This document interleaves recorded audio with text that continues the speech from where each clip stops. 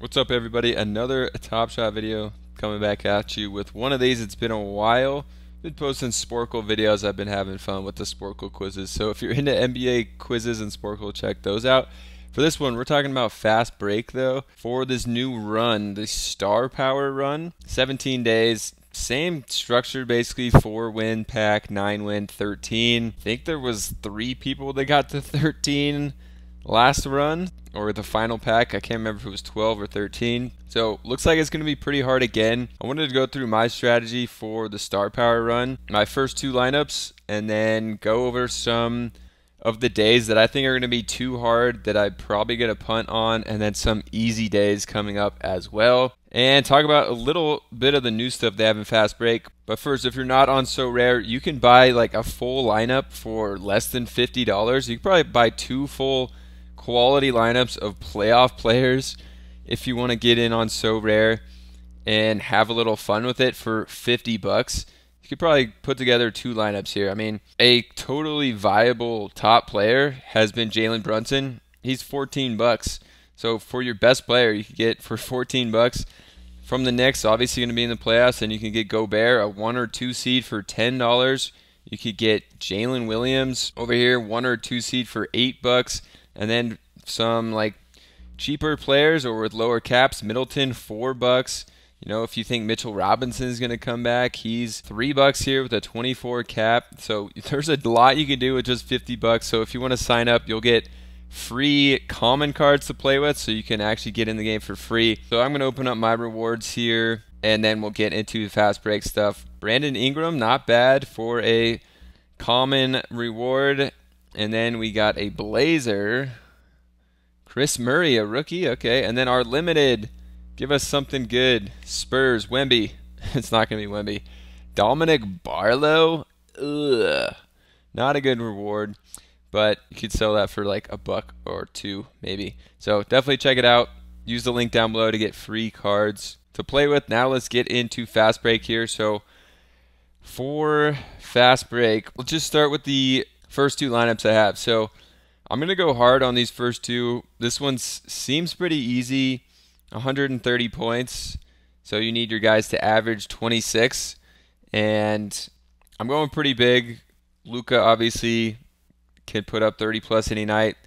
All these guys can. I'm going big on the first day, using a good amount of the top guys for the first day.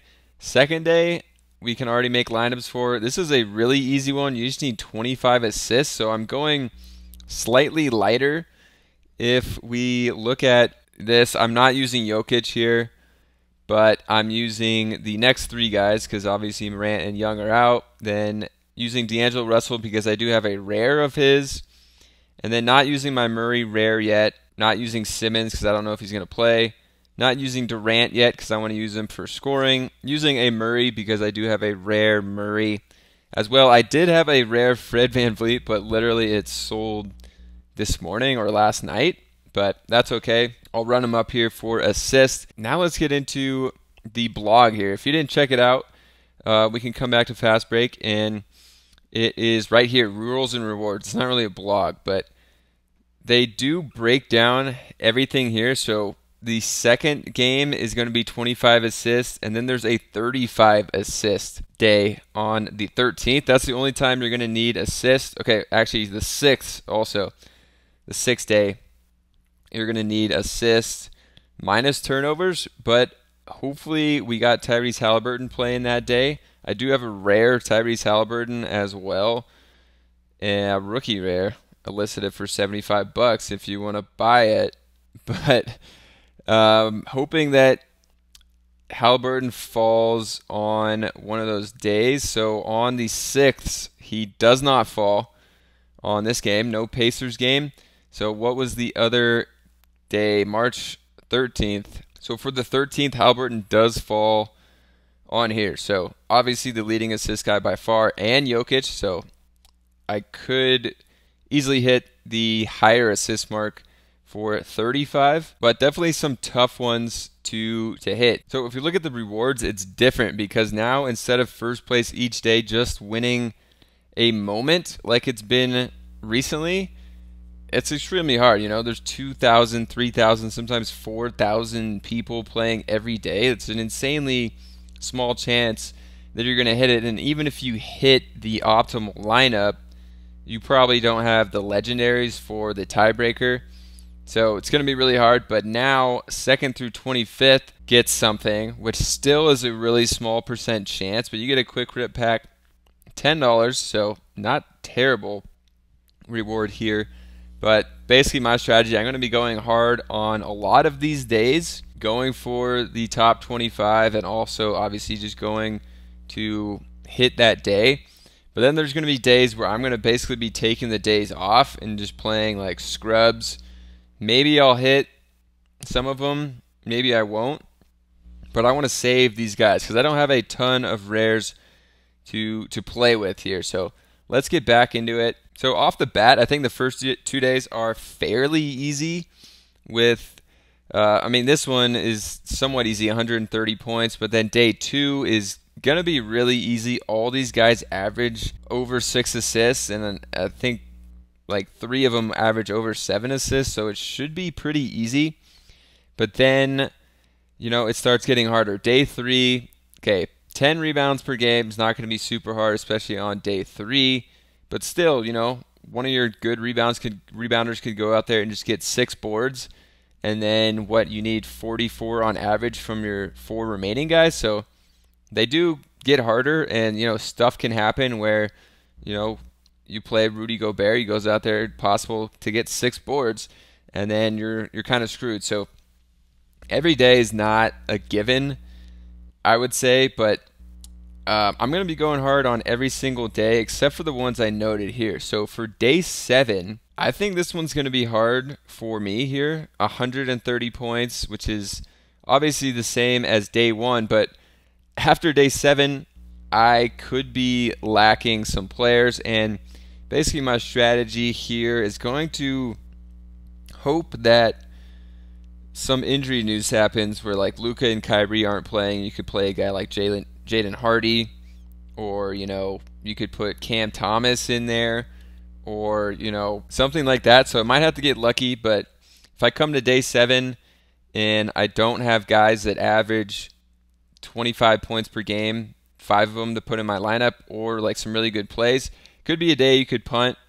But then we got a really easy day. So easy day coming up. 5 players who are going to combine for 25 threes and 20 free throws attempted on day 10.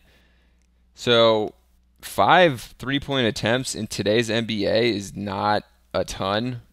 I would imagine that there's plenty of guys, and I would be playing scrubs during this day to save up my big guys. Like if we look at the top 3-point shooters in attempts over here, like this would be a great day to play Klay Thompson, Tim Hardaway Jr. They're 5th and 6th in the league here in 3-pointers attempted. You know, you could also go Bogdanovich. I have a rare Bogdanovich. So there's a bunch of guys that are kind of scrubs. Buddy Hield, Max Strus. So I would be playing those guys on this day. Duncan Robinson, if he's going to be in line for the minutes on this day in particular. So there are days where you can kind of punt but still have good lineups with like lesser players. So that's a day I'm targeting on the 10th to use those type of guys. And 20 free throws attempted is not that much. It's 4 per player. If you put in, you know, one guy here that's going to get you that averages over that amount, like Damian Lillard averages over 7, you could throw him in a lineup with those guys I just said. And if he gets you 7, 8 free throws, like almost halfway there with just one guy. So I think that's a strategy. And then they get really hard after day 10. So day 11, now we need 5 players who combine for 100 points and 40 rebounds. And at this point, we're going to have to be using these big scorers and rebounders.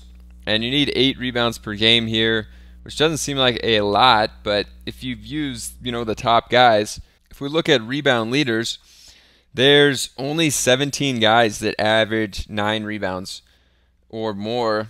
And then this day in particular, you know, maybe only half these guys are playing, plus maybe you used half these guys already as well in your lineup, so it could be very slim pickings come this time. And then they not only have to be a good rebounder, they have to score the ball effectively. So like Rudy Gobert, you need 20 points on average from these guys. He only averages 13.6. Sabonis, great rebounder, he averages zero point 0.1 less than 20. So if you put in both these guys and, Sabonis gets 19, Gobert gets 14, your lineup would struggle probably if you don't have Jokic or AD or Giannis to play. Look at all the other top rebounders in the top 16. We only got 1, 2, 3, 4, 5 guys that average over 20 points per game. So it's getting tough. Day 11, day 12 continues to be tough. Another one for the big men here. So what I noticed is there's a lot relying on big men. The rebounds, now we got points in the paint. There's some blocks. So 40 points in the paint. I don't really know where to find a good stat on points in the paint leaders here, but 40 seems like a good amount. That's 8 per player. They have to average points in the paint, and we just saw that not many of these big men average that many points. 7 blocks, again, is not undoable, but if we look at the blocks leaders, we need guys to average basically a block and a half. There's only like 10 of them active in the NBA right now. And then again, maybe half these guys are playing, but then also Victor Wembanyama and Chet are up there, and you may not have $100 to spend on a Chet or like $300 on Wembanyama. So it's going to be slim pickings for that one as well. For the blocks, this is one hopefully you can get, a scrub in here. You could hopefully get like Nick Richards to play, or maybe Mark Williams is back at that point. Maybe you can get Isaiah Jackson if Miles Turner is sitting out. So there are some ways around it on the specific days, but you just don't know until that day comes up. But those guys are very important to think of and use, the backups when the starters are hurt in opportune times. Day 12 is hard. Day 13 gets really hard again. This is the assist one. Again, Halliburton, we looked up, is playing this day. So, if he gets you 12, you're definitely going to be in a good spot here. But if you don't have a Halliburton or you've already used him, this is going to be a tough day for sure. Day 14, we got another 3.1 free throws again, which is getting tougher because it was 20 free throws attempted. Now it's 25 free throws attempted, and you got to make 20 out of 25. So this is going to be a tough day as well, especially at the end. We look, there's not many guys that average that many free throws. So you need him to average 5, and there's like 28 guys that average 5, but a lot of these guys make less than 4 on average. So that could be tough at the end, especially if you don't have some of the top guys. And then day 16, I think it's going to be the toughest, 150 points divided by 5 guys. You probably are not going to have, the top scorers at this point. Even if you have legendaries, you might have used them every time, but if you have a rare, I would think that you probably have used Luka, SGA, Giannis, Mitchell, Durant, Brunson already, so you could be left with all guys that are averaging less than 28 points per game. So it's going to be tough to hit over 30 on average day 16. So this is a day that I'm, going hard, basically up until the 10th, and then hopefully I can have like 7 or 8 wins by the time the 11th day starts here from going hard on the first 11 days. And then I just need one more in the last 6 days here to get that 9-win pack. And then the final day, going to be another tough one. You need 10 rebounds on average, 5 blocks. So not as hard. I think there was a day with 50 rebounds and 7 blocks. That's basically it. My strategy, like I said, is to go hard day 1 through 11. Maybe skip day 7 because I think this is going to be a hard one to get 130. It's a lot easier on the first day when you have everyone to choose from, especially if you only have commons. But day 7 could be fairly hard with the players you have left. And I do think by the time we've played 10 days, I'm hoping to have 8 hits. And then for the last one, I just need one out of these last 7 days, and maybe even within the first 10 days I can get a top 25 finish. So that's going to be my strategy. Sign up for So Rare over here. You could put together a lineup just like I got here for this upcoming game week. This lineup probably cost in total $25. So you could put together something like this and be competitive and win a reward like you saw in the beginning, every reward that I won. So definitely check out the link down low for So Rare. A lot of cheap stuff, and you could basically be competitive with $50 in a limited lineup. Plus you get those free common cards as well, and it's going to be a lot of fun for the playoffs, I think. So definitely check it out. If you guys enjoy the FastBreak content, definitely leave a comment, subscribe to the channel, and I'll see you guys in another one.